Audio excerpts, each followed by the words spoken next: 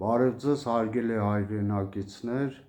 այսօր 2026 թվականի մարտի 21-ն է, մարտի 21-ը նաև Արցախյան ազատամարտի տարիների մարտական գործողությունների ժամանակ իմ վիրավորվելու, երկրորդ անգամ վիրավորվելու օրն է համարվում։ 1993 թվականի մարտի 21-ին առավոտյան ժամը 6-ից 6:30-ի սահմաններին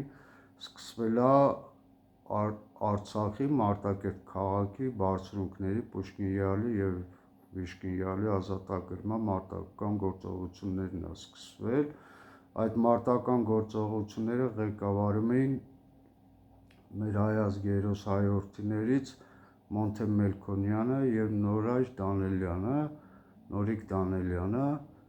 Մարտակերտի կամանդժի Նորոյին իրան անվանում, իր ծածկանունը տենց էր։ Այդ գործողությունը սկսելու ժամանակ մինչև Պուշկին-Յալի մենք Պուշկին-Յալի ուղղությամբ էինք մասնակցում այդ մարտական գործողություններին, մինչև Պուշկին-Յալի գագաթ հասնելը մեր բեմպեներից մեկին ադրբեջանցիները ֆագոտով խփում են ու խփելուց հետո մինամյոտով, ականանետով այդ բեմպեի 4 կողմերը անընդհատ ականակոծում են, խփում են, որպեսզի որևէ մեկը չկարողանա գնալ բեմպեի անձնակազմին օգնության։ Այդ ժամանակ ես ու մեր ջերմուկի կամավորական ջոկատի հերոս կամավորներից Գագիկ Խաչատրյանը, Բագրևանի Գագու են իր մականունը ասում, ես ու Գագոն տեսնելով, որ բեմպեին խփել են անձնակազմն մեջն է, հասնում ենք անձնակազմին օգնության։ Երբ հասնում ենք բեմպեի մոտ, տեսնում ենք, որ արդեն անձնակազմից մի հերոսը արդեն զոհվել է, ավերջ փառք ու պատիվ իրան, մյուս երկուսը վիրավոր են։ Առաջի վիրավորին, ով առնաշաղախ վիճակում էր գտնվում, անունները չենք իմանում, չենք ճանաչում, առնաշաղախ վիճակում էր գտնվում, առաջի վիրավորին ես ու Գագոն բերում ենք ու մինչև Գագոն այդ վիրավորին վիրակապում է, փորձում է այդ առնահոսությունը կանգնեցնի, այդ ժամանակ ես գնում եմ, որ մյուս վիրավորին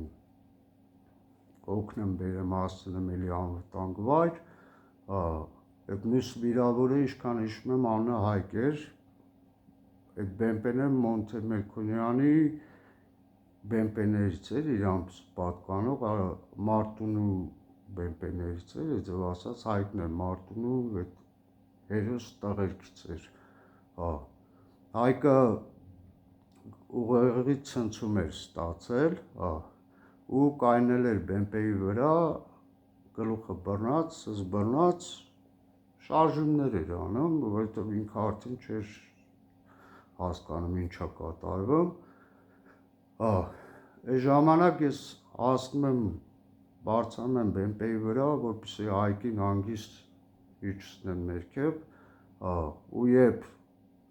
քանի որ արդեն շատ ենք մոտեցել դիրքերին, այդ մինամյոտը որ հենց խփում էր, ընդից մենք ձենը լսում ենք արդեն, որ մինամյոտը խփավ։ Ու այդ պահին ես որ տենում եմ արդեն ադրբեջանցիները մինամյոտով իրանց մոտից պուսկը արան, այսինքն արդեն թողածին, ես այդ ժամանակ հասկանում եմ, որ չեմ հասցնի Հայկին հանգիստ սիրուն ձևով իջեցնեմ այդ բեմպեի գլխից, Հայկին բրդում եմ, հրում եմ դեպի որ ընկնի ներքև ու ինձ էլ եմ այդ բեմպեի վրայից գցում ներքև, որ հասցնենք մինչև այդ արկի տրաքելը գետնի վրա հայտնվենք։ Օդի մեջ ես էլ եմ վիրավորվում, այդպես ասած մինչև գետնին հասնելը արկը տրաքում է ու ես էլ եմ բեկորային վնասվածք եմ ստանում ու կոնտուզիա ուղեղի ցնցում։ Գագոն այդ պահը նկատելով հասնում է ինձ ու Հայկին օգնության, ինքը ամենից ամենը Հայկին տեղափոխում է անվտանգ վայր ու այդ ամեն ինչը ինքը մենակով անում, որևէ մեկը այդ պահին իրան օգնության չի հասնում, այդ Բայց մեր այդ հատվածում այդ երկուսն ենք ասած դա բացազատվել ենք էլի մարտական գործողության ժամանակ իրարից տեղ կար 10 մետր 50 100 այդպես այդ ժամանակ Գագոն ասում է ինձ ու Հայկին երթով տեղափոխում անվտանգ վայր, իմ ոտը վիրակապում է, նույնիսկ այն արագությամբ այդ ամեն ինչ անում, որ ես իմ ոտից դուրս եկած արյունը չեմ հասցնում տենամ, այդ եւ ասած այդ պահին, հետագայում ինձ տեղափոխում են հրամանատարական կետ, որտեղ որ բանը Մոնթե Մելքոնյանը, Նորիկ Դանելյանը եւ մեր ջոկատի հերոս լեգենդար հրամանատար Վահագն Բաբայանը, Մուշեղ Վահագնի Բաբայանը Ջերմուկի Ամոնին գտնվում, դա Ամոն այդ ժամանակ վիրավոր էր, ինքը դրա համար մեր հետ չէր մասնակցում, ուղղակի ինքը շուտ էր փետրվարին էր, թե մարտի սկզբներն էր վիրավորվել, տեղափոխվել էր Հայաստան, հետո նորից այդ վիրավոր վիճակով եկել էր միացել էր մեր ջոկատին, դրա համար ինքը այդ մարտական գործողություններին անմիջականորեն չէր մասնակցում։ Երբ ինձ տեղափոխում են արդեն հրամանատարական կետ,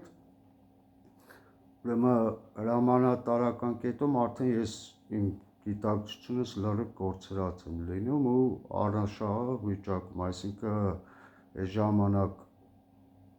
տանելու ժամանակ այդ Գագոյի կապածը արդեն ճանապարհի մի հատ եմ փորձում ինձ որ հրամանատարական կետ հասցնելուց, որտեղ մենք շատ ցավերից փորձում են իբր թե թույլացնեն այդ վիրակապս, այդ հետոյում են ինձ ասել,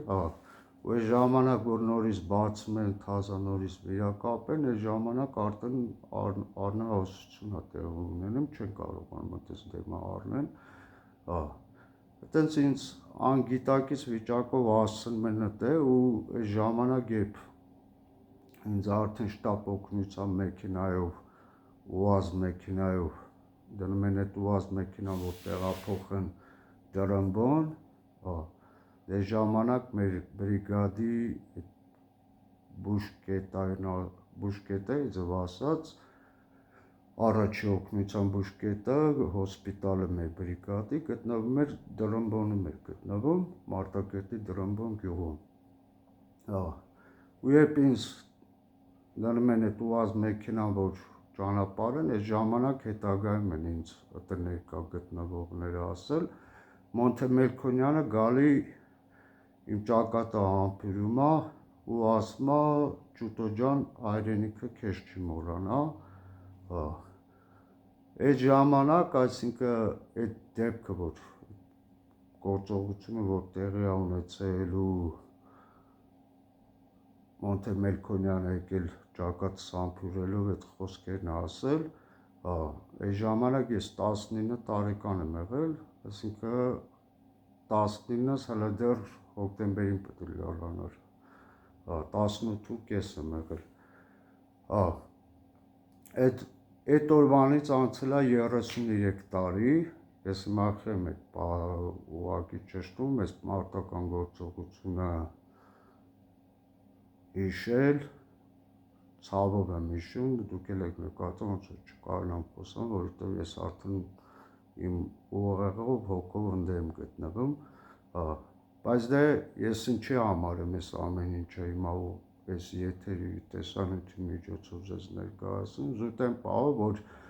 այդ օրը 33 տարի առաջ Մոնթե Մելքոնյանը երբ իմ ճակատը պատճել էր, համբուրել էր ու ասել էր Ճուտո ջան,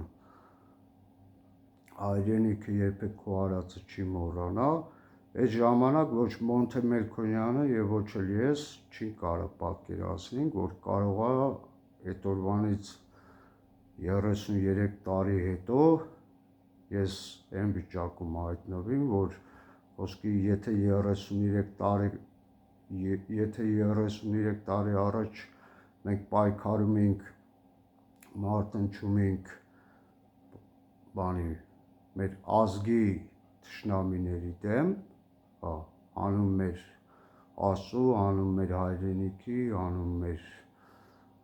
ազգային արժանապատվության, եթե ժամանակ մենք պայքարում ենք մեր արտաքին թշնամու դեմ, մենք չենք պատկերացնում, որ 30 տարի հետո, օրինակ ես ստիպված կլինեմ պայքարել յան ազգանվան վերջավորություն ունեցող, եթե ասած ճակերտավոր եմ յան ասում, յան ազգանվան վերջավորություն ունեցող հայ տականքների հետ։ Այսինքն ես չեմ կարող պատկերացնել, որ 33 տարի հետո ես կարողա խոսքի արդեն ոչ թե ընդհանուր հայրենիքի հողերի համար, այլ ստիպված կլինեմ ինձ պատկանող իմ սեփական տնամերձ հողամասի օրինական սահմանների ու համայնքապատկան իմ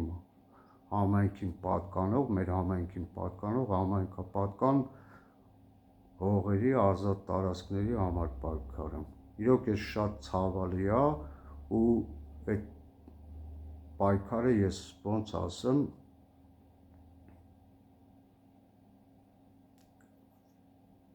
ցավը այն է, որ դու ստիպված ես լինում են քո ազգակցի դեմ պայքարես, ազգակից ասելով չեմ ասում իմ բարեկամի, այլ յան ազգանուն կրող քո հայի դեմ պայքարես, ճակերտավոր ասելով հայ, որտեղ դրանք նման մարդիկ, եթե իրոք այդ տարածքներից այն ինչ որ կատարվել է իմ սեփական տնամերձ հողամասի հետ ու շուրջը այն ինչ որ կատարվել է, եթե իրականում այսպես ասած ես հստակ հələ չգիտեմ էլի իրականում այդ կատարվել է թե չէ, դրա համար GPS-ով հələ պետք է որոշենք էլի, եթե իրականում խոսքի այն ինչ որ կատարվել է իրականում այտենց է, որ խոսքի իրոք որևէ սահման է եկել կպել իմ տան պատին, այդ առնվազն սրբապղծություն է, ոչ թե անօրինականություն, այլ սրբապղծություն։ Ես ինչ եմ ասում, ես չեմ ասում իմ հարևանն արել, այդ ամեն ինչ արել են չափագրողները, այդ պետության անունից հանդես եկող համապատասխան մասնագետները։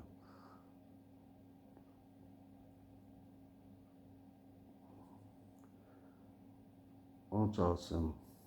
իմ հարևանի պահով ես որևէ խնդիր չունեմ, մենք իրարից որևէ պարտք ու պահանջ չունենք, բայց համայնքապատկան տարածքները ինչ-որ